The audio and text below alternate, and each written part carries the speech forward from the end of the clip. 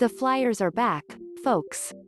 There are new looks happening all over the place this season, but one is this new baseball-style series feature, where we'll see the Flyers play the same team twice over the course of a couple of games. The Flyers just wrapped up their first mini-series against the Penguins, and they picked up wins in both of those games.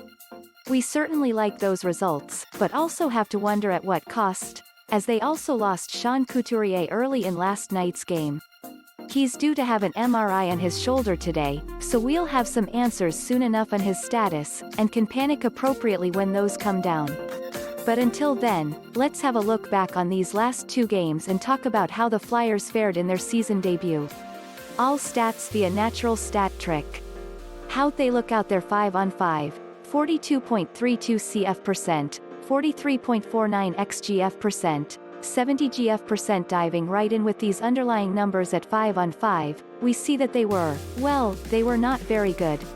The Flyers were pretty thoroughly outchanced in both of those first two games, struggling particularly last night, as they only just hit 20 shots across the whole of the evening in all situations. But it was a tough go for the Flyers at evens, as they really struggled in their matchups pretty much across the board to generate both more raw chances and high-danger chances than they were bleeding. The good news is that the goal-based results were really working in their favor over these two games, and that helped the end results not look so ugly. But, of course, we know that we should expect those to regress downward eventually if the underlying process doesn't improve. When that happens either way is an open question, but we'll be keeping an eye on it. Power play, 1157, 14 CF, 8 SF, 4 HDCF, 3 GFIf. We were to try to find one term to capture the power play's performance in this series, it would probably be a mixed bag. The power play looked solid in the first game, picking up 2 goals on their 3 attempts, and looked to be quickly shaking off whatever had ailed them so terribly last season.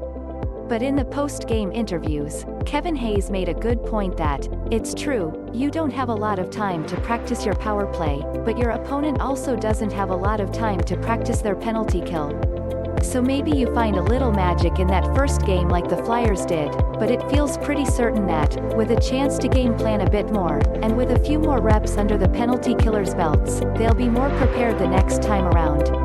And that's just what happened here. The Penguins' penalty killers looked more prepared for what the Flyers were going to throw at them in the second game. The Flyers still got a couple of looks, but the Penguins' adjustments combined with the Flyers' own out-of-sync stretches pretty well killed any momentum they began in the first game. So the power play remains a work in progress.